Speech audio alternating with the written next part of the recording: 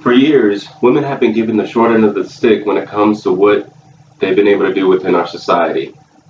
Until the women's rights movement that lasted from 1848 to 1920, women have been told what they should wear, they've been told that they don't have a voice in political issues, and they've been told what they're required to do within the household. Today, women are told by others the correct way to use their uterus. As human beings, I believe that we all have the right to choose what we want to do with our bodies, and especially for women, I believe that they have the right to choose whether they want to bear a child in this life. There are many reasons that a woman may want to get an abortion, but I don't believe it's right to tell them that it's okay or not okay. I feel like they should make the right decision on their own. The idea of pro-life and pro-choice is an ongoing issue that has been going for hundreds of years. Before we dig deep into the facts of abortion, we must begin where the issue arose. According to the National Abortion Federation, for thousands of years, abortions have been practiced. Even though this is true, the topic of abortion has been studied through each society.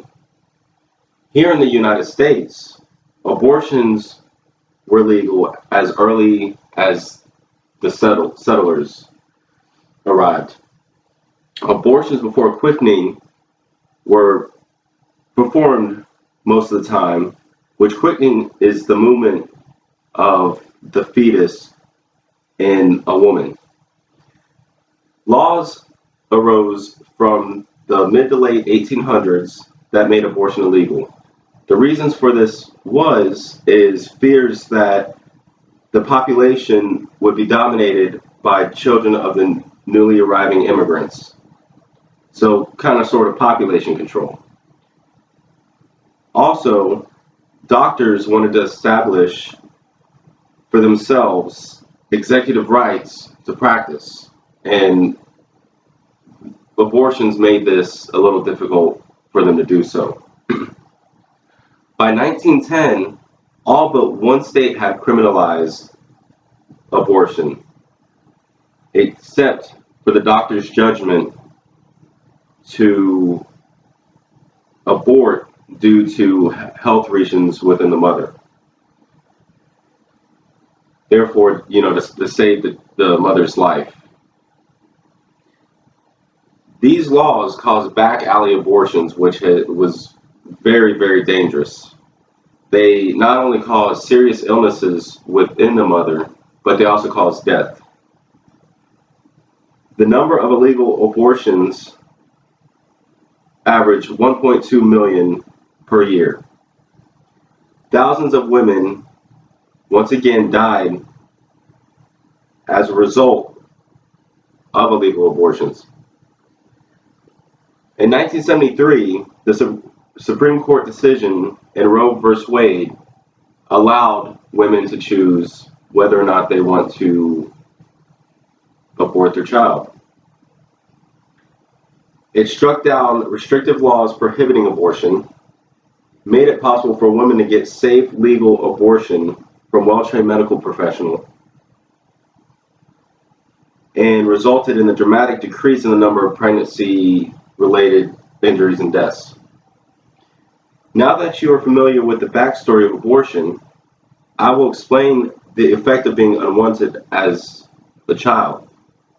Unfortunately, every day, children are born into drug-ridden households, into families that do not want them, and not being wanted, they move from foster home to foster home. Joyce Arthur from Pro-Choice Network provided data from a study that implemented a control group of wanted children and was compared to a group of unwanted children. Unwanted children are most likely prone to suffer from crippling handicaps. They are known to show patterns of antisocial behavior and resent against the world for being angry.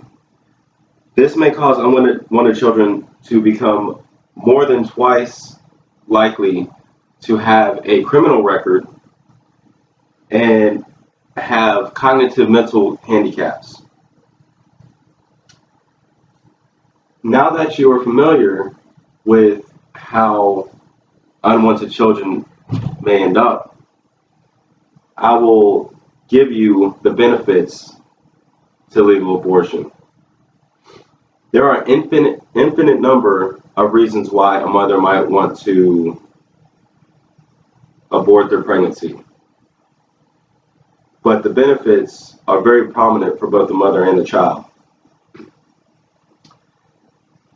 Personal benefits of legal abortion for the mother allows the mother to go to school and obtain an education without the stress of having a child that they did not want to bear. They would have to sacrifice their personal and economic freedom to have babies that they don't want. Personal medical benefits for the child will not become a victim of life, as they like to say. And always, they would feel unwanted by society. The child will not grow into a life of crime and become another statistic in the prison lifestyle. It would prevent the child from being born with genetic deficiencies or illnesses that the parent or parents may have that could be passed down to them. Medical benefits of legal abortion for the mother: the chances of botched abortion by the mother is less likely. The risk of death or serious illness from illegal abortion is decreased. Safe abortions enable women to bear wanted children later on in life, instead of never due to infertility by botched abortions. Women tend to obtain abortions earlier in pregnancy when health risks to them are lowest in abortion and legally readily available. It protects those suffering from serious illnesses or life-threatening illnesses and genetic disease that could be passed down to their children with devastating consequences. Conclusion. I've given you a brief history of legal and illegal abortion, showed some insight to the plight of unwanted children, and explained the medical and personal benefits of illegal abortion. As previously mentioned, the idea of pro-life or pro-choice has been an ongoing issue for years. Although I am sure criminalizing abortions has its benefits, I believe that it is morally and ethically wrong to tell a woman how they should use their uterus.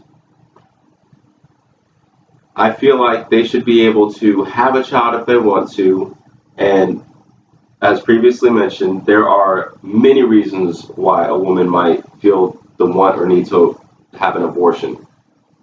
And I don't think it is right to force a woman to have a child that they cannot take care of, and have a child come into this world that is going to forever feel unwanted. Because of this, I am 100% pro-choice. If you have any family members or anybody that you know that is in between getting an abortion, definitely have them weigh out the consequences and the benefits as much as they can before they make a choice. Thank you. I hope this helped.